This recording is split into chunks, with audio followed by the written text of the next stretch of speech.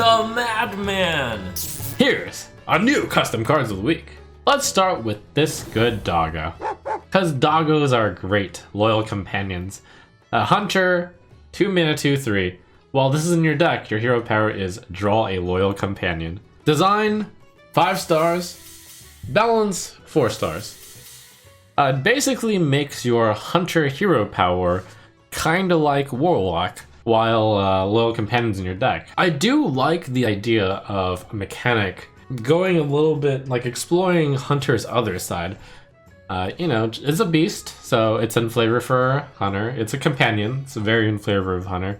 I like to see cards that push a more controlling or a value Hunter, so to say. So the bad news is this. You could think of it as a 2 mana, 2/3 overload 2, and the Battle Cries draw a card. And that wouldn't be that good. So I've got a simple suggestion for this card. While this is in your deck, your hero power is draw a loyal companion and give it +1/+1. Then you're using your 2 mana hero power to draw a 2 mana 3/4. Zui Quan, Veteran, 3 mana 4/4. 50% chance to dodge the damage from an attack or spell. Your hero takes the damage instead. Design, 3 stars. Balance, 4 stars. Kind of amazing that I'm calling a 3 mana 4/4 with upside a balance 4, but I think we're around the age of Hearthstone where 3 mana 4/4 vanilla is fine. And the main problem is this effect is big enough to mean that it shouldn't be a 4/4. So suggested change 4/3. But first of all, I did a bit of a poll with the viewing audience, and turns out that this text is pretty unfun. It's too impactful and too big of an effect for a 3 mana card that sometimes, you know, you try to, as a spell-based or a control deck, try to remove this thing, and then, you know, sometimes you succeed, and just randomly, sometimes your spell is wasted and just goes to the opponent's face instead. And that's just too random and too unfun, too feels bad. So this should probably never be a mechanic as written. This has been done before on Moshog Announcer, but that one was fine because it didn't impact spells. The idea of a panda like skillfully dodging all the attacks, it's a decent one, but too random, too feels bad. Blessing of Patience. Paladin 0 mana spell, give a minion +2/+2. Corrupt, give it +1/+1 instead. Design, 5 stars asterisk. Balance, 5 stars. So this is actually a really controversial one.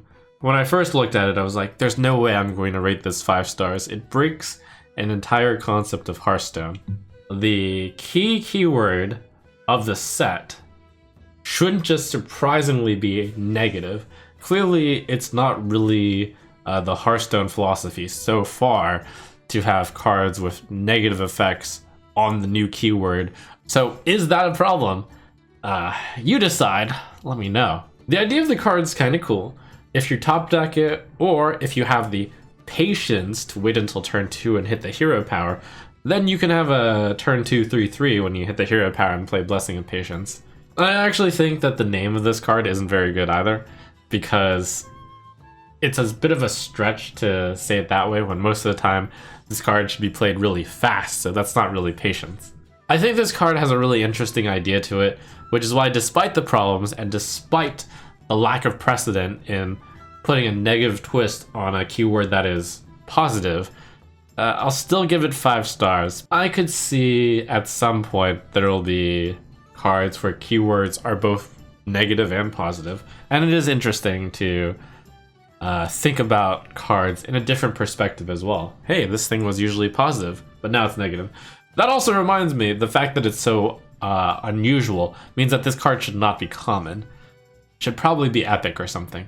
Emerald Visions. It's a druid spell, 1 mana, force a minion to go dormant for 2 turns, and add a random dream card to its owner's hand. Well, that's really cool. Design 5 stars, balance 5 stars. I have said before that I feel like the pinnacle of card design is a card that's not obviously strong and can be played in a number of different ways. There's different modes on this. Sometimes you play it on your own minion, if it's near dead, if it only has 1 health. Sometimes you temporarily remove your opponent's card. There's also a little bit of concern. This card does combo with Malygos. Turn 10, you play Malygos and you play Emerald Visions. And then in 2 turns, you have full mana and a Malygos on the board. And I thought to myself, is that enough of a problem to dock this from 5 stars? And then I thought, you know, I feel like that's more of a problem with Malygos. It's not Emerald Visions' fault. And also, I don't necessarily think that that setup is imbalanced. I will add a very small nitpick that when possible, cards should follow previous wordings. So Maev says, choose a minion to go dormant. This should also say, choose a minion. Weirdo Sophistry.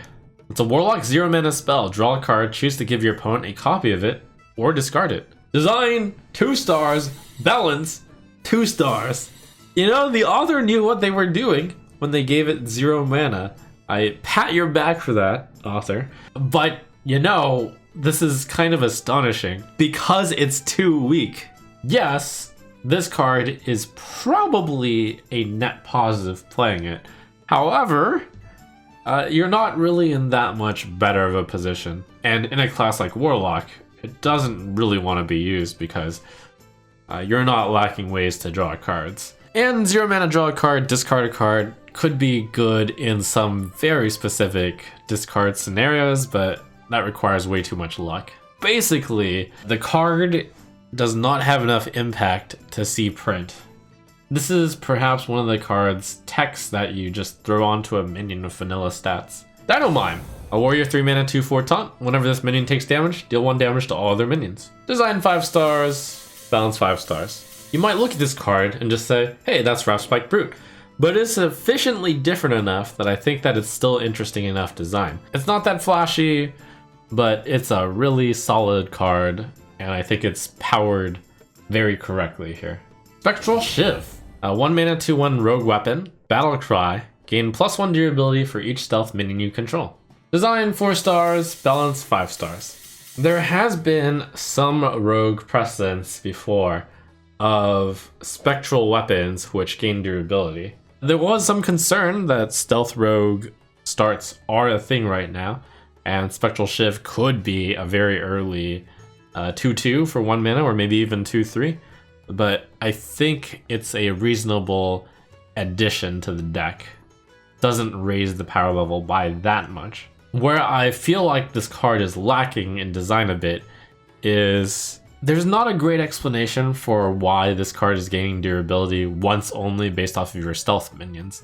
The Spectral Cutlass kind of made sense in the sense of you're channeling the power of other classes into your weapon. It kind of makes sense. I think it needs to be retooled in terms of name and picture. Blessing of Purity. A Paladin Priest dual class card. 2 mana. Silence a minion. If it was an enemy, set its attack to 1. If not, give it +2/+2. Design 3 stars, balance 5 stars. So I had spoken about how I enjoy different modes, and this card does have a cool set of modes. You use it on your own minion, and you give it +2/+2, and maybe you want to silence some negative effects off. Use it on an enemy, and it's Humility plus Silence. Where I have a problem with the design is that I did give an example in a previous custom cards. This is dangerous, giving a new class access to silence. In particular, I think Paladins should not get silence.